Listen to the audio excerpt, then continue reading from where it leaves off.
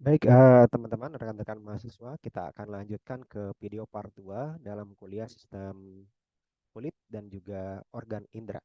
Kita masuk ke sistem organ indera seperti yang sangat familiar dalam kehidupan kita. Biasa kita mengenal 5 panca indera begitu ya.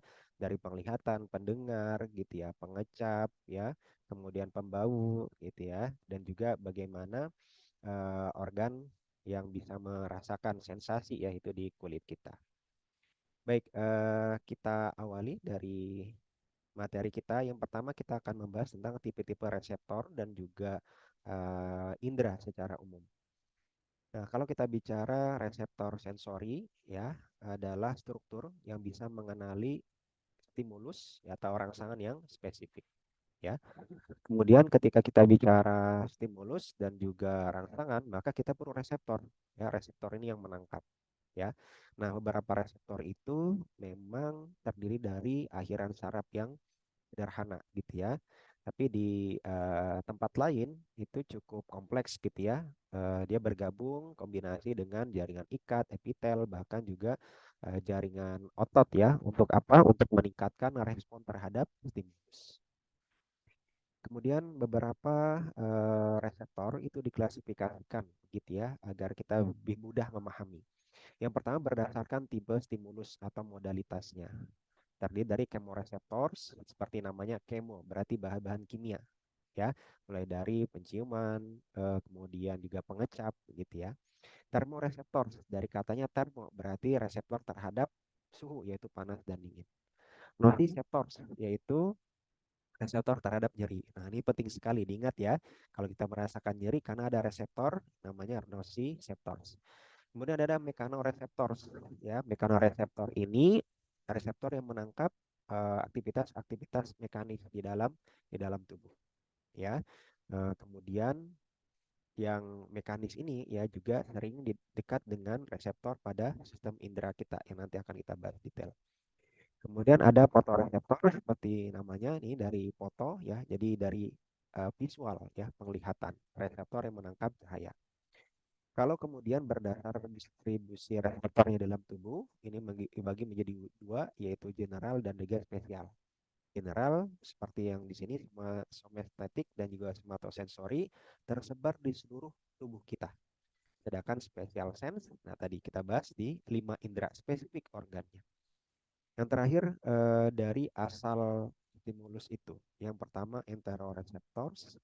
Ini kaitannya dengan yang ada atau berasal dari dalam tubuh, ya, dari organ dalam, fungsi organ-organ yang ada dalam tubuh. Kemudian proprioceptors, tolong dicatat, ini reseptor untuk gerakan, ya, gerakan. Yang terakhir, exteroceptors, namanya exter, ya, X berarti dari luar. Segala stimulus rangsangan yang berasal dari luar tubuh manusia. Nah, kita lihat di sini untuk tipe reseptor tadi ada yang istilahkan dengan yang tidak tertutup eh, kapsul ya, ada yang kemudian eh, tertutup ya. Lokasinya dan juga modalitas ini tadi adalah asalnya ya, ataupun juga jenis ya dari rangsangan itu. Ada yang disebut dengan akhiran saraf gitu ya, free nerve endings, lokasinya menyebar di seluruh tubuh. Rangsangannya berupa suhu ya, yaitu panas dingin dan juga nyeri. Kemudian ada taktil, kemudian juga ada reseptor rambut, masing-masing punya lokasi dan modalitasnya. Nah, kemudian tidak hanya cukup di sini, tapi banyak sekali reseptor lain, ya, mulai dari tactile corpuscles, Krauss and bulbs, ya, Ruffini corpuscles, sampai ke Golgi tendon organs. Nah, ini sudah pernah saya bahas juga pada saat kuliah sistem saraf, bagaimana lokasinya di tendon dan juga jenis rangsangan yang diterima adalah tendon, tekanan pada tendons. Nah, tadi nama reseptor adalah proprioceptor atau proprioception, proses yang terjadi. Ya, jadi sini teman-teman dari gambar ini, bagian ini bisa dilihat bagaimana reseptor di panca indera kita. Kemudian ini gambaran ya jenis atau struktur dari sel-selnya ya. Dilihat dari akhiran saraf sampai ke organ tendon Golgi. Oke, kemudian kita akan lanjut ke panca indera yang kedua. Kalau tadi ya indera peraba gitu ya, kulit dan semua reseptor yang ada dalam tubuh kita. Yang kedua adalah dari eh, rangsangan kimia, yaitu berupa pengecap, yaitu dari lidah kita. Pengecap sendiri yaitu aktivitas kimia gitu ya. Kemudian dibantu karena apa? Karena ada test buds. Buds itu seperti tonjolan kecil gitu ya yang ada dalam lidah kita, menyusun lidah kita ada 4 ribuan gitu ya, yang ada di lidah, kemudian di palatum, di paring, epiglotis ya, dan juga di bagian dalam pipi. Nah, lidah sendiri itu tadi ya sebagai pengecap, kemudian biasa kita kenal ya dengan 4 tipe yang bisa mengenali ya, 4 tipe rasa yang bisa dikenali: asam, asin, pahit, begitu ya. Juga manis ya. Bahkan ada rasa pedas. Nah, ada yang menyampaikan bahwa pedas itu bukan rasa, tapi sensasi terbakar sebenarnya. Nah, tapi itulah yang dirasakan oleh tubuh. Ada yang senang, ada yang enggak gitu ya. Baik. Kemudian ini susunannya kita lihat dari epiglotis, ada kemudian papilanya yang bagian belakang. Kemudian tadi saya sampaikan ada buds ya yang menyusun menyusun dari lidah ini. Kemudian kita lihat ya di dalam ini di dalam buds tadi ada reseptor ya, reseptor dari pengecap. Kemudian bagaimana dengan hidung ya? Hidung ini olfaktori ya, penciuman, berperan dalam mengetahui ya rangsangan yang berupa bahan kimia eh, pembau. Nah, sensori di dalam hidung ini yaitu dari sensori epitelium gitu ya, yang kemudian berada di dalam mukosa respiratori juga, karena hidung ini bagian dari respiratori. Kemudian dibantu oleh saraf kranial ya, yaitu olfaktori gitu ya, kemudian berperan untuk bisa mengenali bau.